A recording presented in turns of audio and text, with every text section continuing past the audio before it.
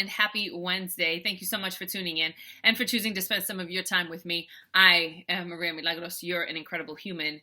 And this is what I like to call a little Wisdom Wednesday, where I share little nuggets, stories, anecdotes, tips, tools, techniques that hopefully can help us, when we put them into practice, get ourselves to next levels of healthier and happier in every arena of our lives. During the month of December, we have been talking about joy, and this week is no different. This week, we're talking about joy specifically when it comes to other people. And I want to start just by reading this quote by Maya Angelou. And she says, "We need joy as we need air. We need love as we need water. We need each other as we need the earth we share." So she starts off by saying we need joy. This inner peace and happiness, this inner knowing of ease, if you will, right? There's so many ways to describe it, and so that's what came to mind at this moment.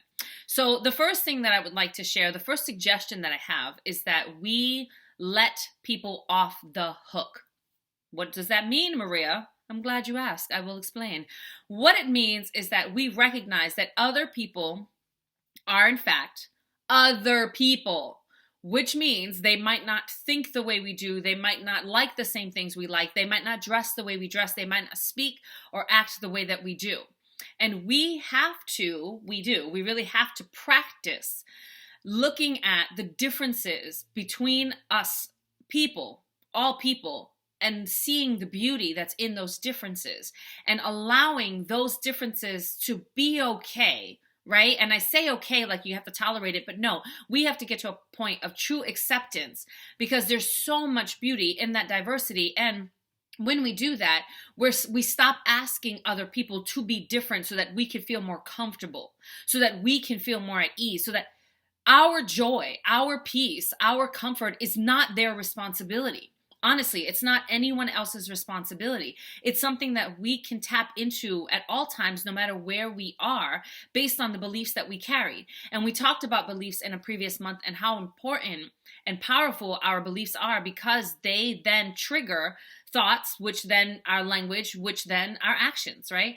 So the first thing, again, that I'm going to suggest is that we practice allowing other people to be themselves. Let them off of the hook from having to be the way you want them to be or need them to be.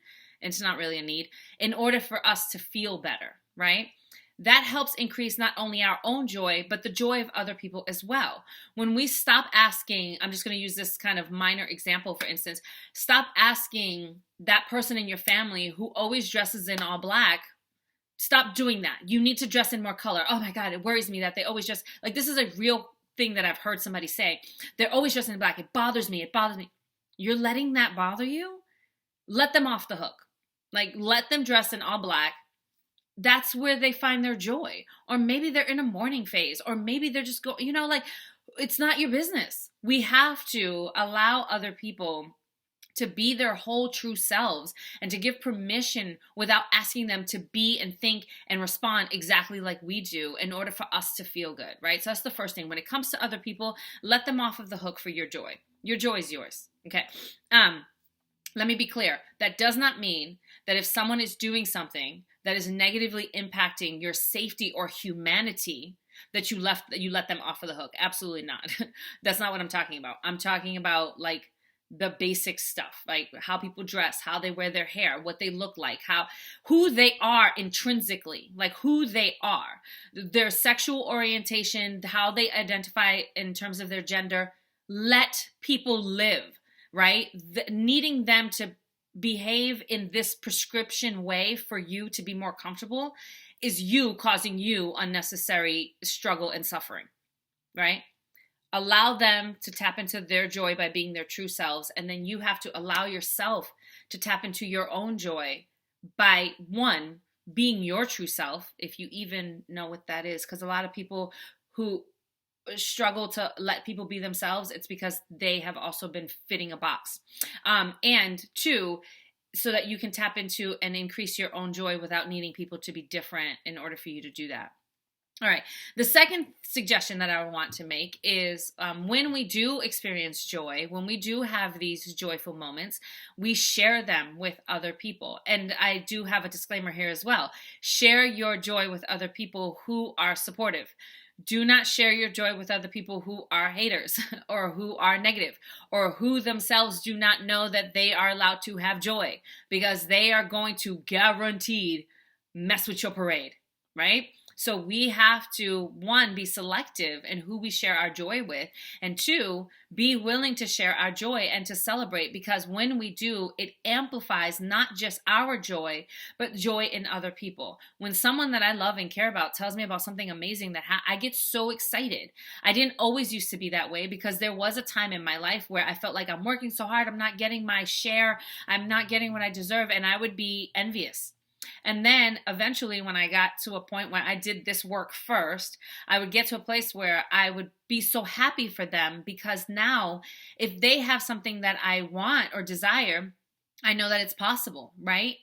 Or I can say like, oh my gosh, if it's not something that I want, I'm just excited by their excitement. So it's sharing our joy with people who are supportive and loving increases joy all around within us and within the other people. Again, disclaimer, they have to be loving and supportive, right? The third thing that I want to suggest is that we use our gratitude practice to literally share joy with other people, right? Reach out to someone that you love and care about and let them know that you love them and care about them. Let them know that you appreciate them, and then go the extra mile and even tell them why. You can do it in a text, you can do it in an email, you can do it in an old-fashioned card. Right? And just like take a moment to express gratitude to other people. There's so much joy in a gratitude practice, especially when we're sharing that with other people. And then the last suggestion that I have is acts of service. Of course, you can buy gifts. Of course, you can share joy by buying gifts and bringing someone something that they want, or that they want to enjoy or play with or whatever.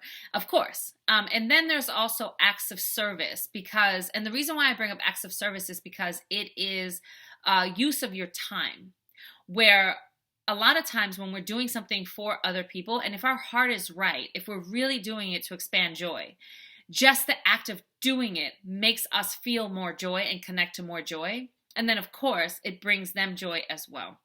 My neighbors upstairs, the boys who live there, the first time it snowed, I was working, I had a long work day, and I was like going, and then it was dark out, and I'm like, I gotta go outside and shovel. And when I went outside, they had shoveled all the snow from my driveway, from the front stairs.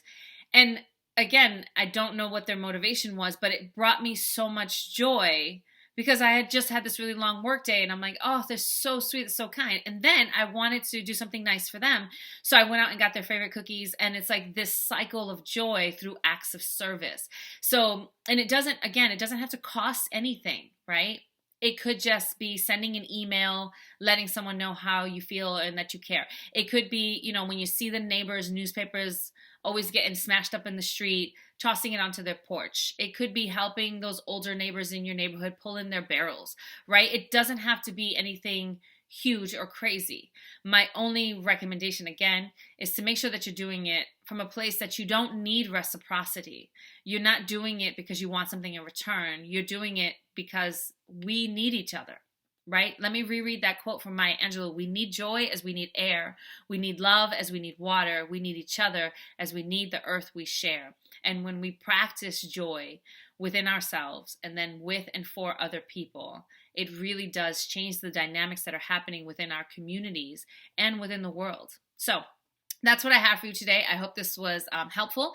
If you know someone who can benefit from it, please share it. If you haven't already, subscribe to my channel. And if you liked it, give it the thumbs up. That's it. I love you. Nothing you can do about it. I love you. Bing. Peace.